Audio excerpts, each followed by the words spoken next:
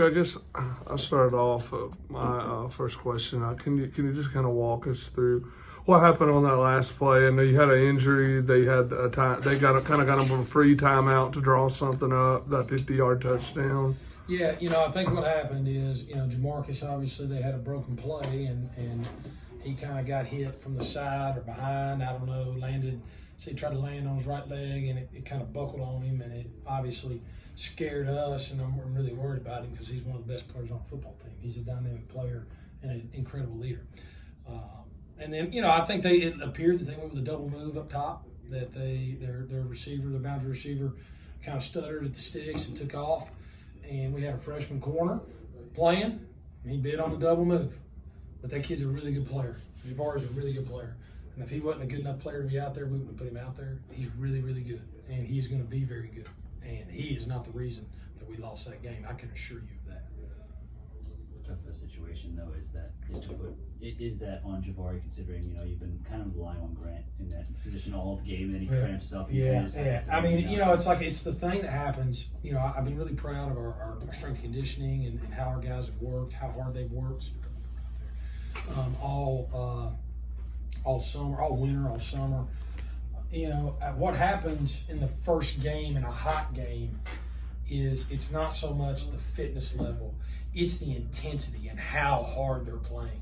They're trying to replicate that in practice, but you can't.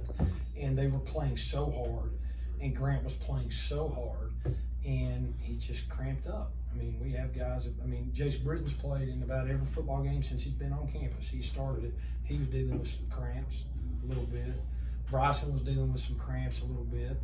It's just part of college football in early September. And what about, when you talk about some things you need to clean up, were you, I know you don't criticize the refs, but I thought they called a lot of penalties. But do you think that your team, that's something y'all need to clean up as well, the penalties? I think obviously the biggest improvement teams make usually is between weeks 1 and 2. And a lot of that is the adjustment to how fast the game is, what the game really looks like, the strain you have to have for the game, and how you have to play, right? Our hand placement, got to have our hands inside. I was really more upset with some of the movement issues, the false starts we had when they were moving their front. That's something that should not be happening, and some of the false starts, some of the unforced penalties. Look, holding penalties happen, they happen. Now, I was very upset that on their touchdown run going into the scoreboard that the quarterback ran in, he read the end, probably some sort of zone read, pulled it, and their backside tackle held our defensive end that he was reading. And look, you can call holding on any play, but when it's at the point of attack, it's supposed to get called. So that's the way it goes. But, I thought they did a phenomenal job. The referees did a great job. Again, that play is not the reason we lost.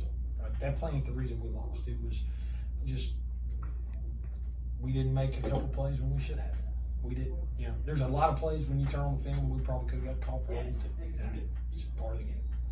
Your 2 receiving touchdowns came from your 2 freshman receivers, Kevon Samuels and Steph Carter Jr. What did you see from them, and how do you think that sort of bodes for their future here to do that in their first game? Yeah, well, look, I'm obviously really excited. Both those guys were really highly touted, heavily recruited kids. We had we had a lot of players leave through graduation. We'd had a lot of receivers that had stayed for a long time. We had like 5 senior receivers, something crazy last year.